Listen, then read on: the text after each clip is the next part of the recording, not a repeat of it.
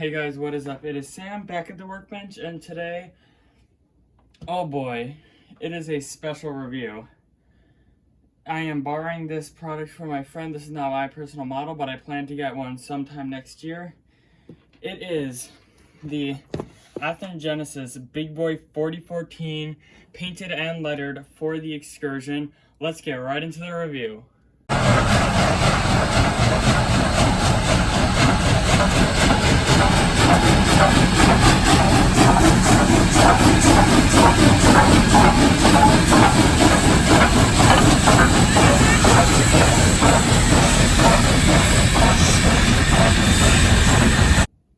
So now that we have it at the workbench, let's open this behemoth up and take a look at it. It has this absolutely fantastic Big Boy 150th anniversary packaging. As you can see, Big Boy 4014, Race for Promontory edition, but I love this packaging so much. It's so nice. I'm sorry. It's great. So after that, you have your Union Pacific Locomotive manual. What are these? This is your warranty card, your 2 warranty cards. Set those off to the side. Take the foam off, and there she is.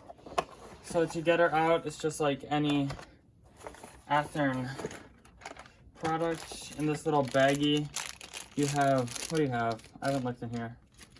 You have a coupler for the front, you have a few more smaller details, and then you also have wood for the tender. So it's just kind of smaller details, and then a mechanical coupler for up front, and your little silicone pellet bag to keep all moisture out.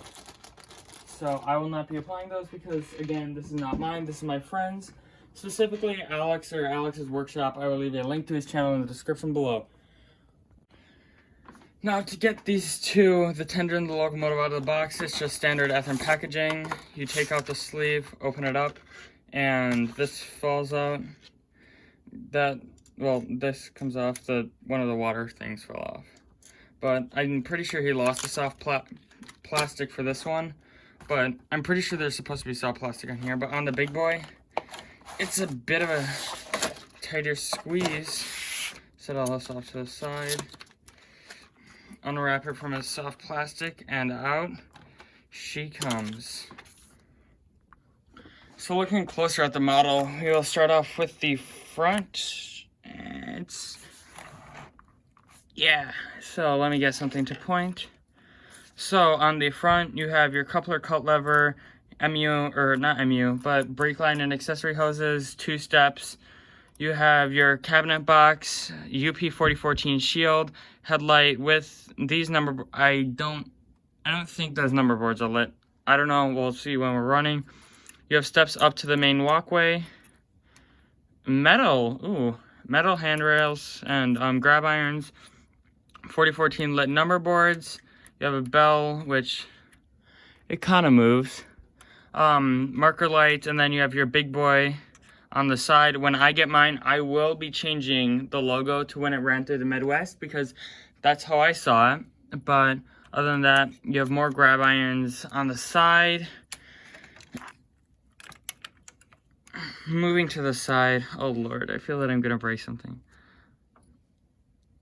Now that we're on the side, the side front view, you have your all your boiler head box detail, or your boiler head detail, all of your drive rod details. It's a really nice locomotive. The drive rods, they're not like super silverish, but they're like a nice metallic gray tone, which I really do like.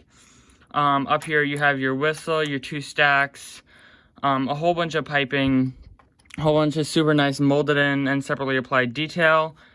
I'm not a huge expert on steam, so I might not know some of the parts. You have your steam dome, I believe. It's one of these two. One of those is a steam dome. You have your sanding dome over here. More little, steam release gauges, I'm pretty sure those are. And then, again, your handrail goes along over the side. And then you also do have accurately applied labeling, which is, what is it? Not magnification. Visible under magnification. Then you have your second set of drive wheels. Again, very, very beautiful driver set. And then coming to the back, you have your dynamo, your 4014, and then all the correct labeling on here, your trailing truck, more pipes, more details. The top air hatch on the top can open and close. The windows do move open if you so choose. The front one doesn't, but the back one does. And then moving on to the back. Oh Lord. It's really just, there's an opening door, and then we need to check if there's back head detail. I can do that real quick.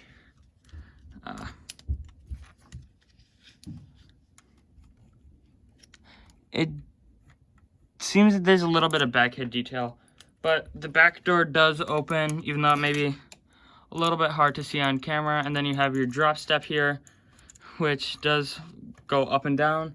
And then you have your wires to connect, and then your connector for the tender. On to the other side, it's more of the same stuff. A few more smaller hand cranks, your smoke box or your firebox with all the different rivets. There is firebox lighting in here, which you can see on the trailing truck. It is perfect. It's not overpowering or anything. I love it. On the other side, there is no dynamo. What else? All of your steam hosing details, more metal handrails, and that's really about it for the actual big boy locomotive. Onto the tender. On the front, you have your little door details for where you would have gotten coal from back in the day. You have separately applied grab irons, which would go up. In here, you can see your plug, and then in that little hole, there is a rod where the back of the big boy connects. On the side, you have your drop ladders, fire hose, all of your appropriate boxes, Union Pacific on the side.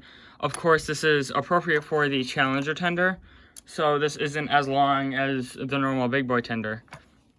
On the back, UP, all of your markings, how much it can hold for gallons, more ladders, non-operable marking lights, but the two backup lights are operable. You have your McHenry plastic coupler, more cut lever detail and air hose, accessory hose detail.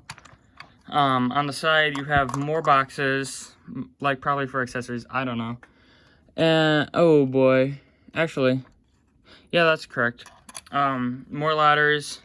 On the top, it's fantastic detail. This is where you would put a few of the extra details that I showed you in the little baggie at the beginning. You have all of your oil hatches, water hatches. Of course, there is no coal, but you can buy it with coal. And I will leave a link in the description where you can buy one.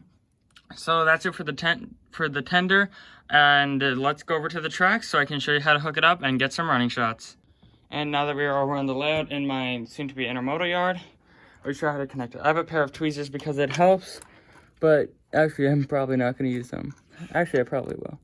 But this is an 8-pin connector, so it just goes right in here. It's really hard to show, honestly, so. But this just goes right in here. And then you can just lightly push on it. Push on the top to make sure it's all the way in, which that is. And then you have to, once you hear that click, they are attached. So let's get to running. Now that we have it set up on the tracks, I'll turn the layout on. You'll see the number boards turn on. That's the short whistle. And then when you turn the headlight on, you can kind of see it. You can hear the dynamo rev up, which is super cool. One other thing to note, and a really nice little detail, is that when you first turn the power on and you don't have the headlight on, once you press the headlight button, you will hear the dynamo rev up, and then the headlight slowly come from nothing and kind of like dim on, if that makes any sense, but like kind of fade it on, I guess. So as you see there, it just came on, and then the dynamo revved up, and now you'll hear the dynamo continuously revving, and it's the same thing if you're in the reverse direction as well. And then right there when the locomotive is on, you can see the firebox flickering, which I think is super cool. You can see it through all the little cracks in the locomotive. I just think it's super cool. And now that we're here in the light, I can show you a little bit more of the inside. As you can see, there is firebox detail. It is painted green per the prototype, but you have your two little seats there, no internal figures. And yeah, sound-wise, you have your whistle.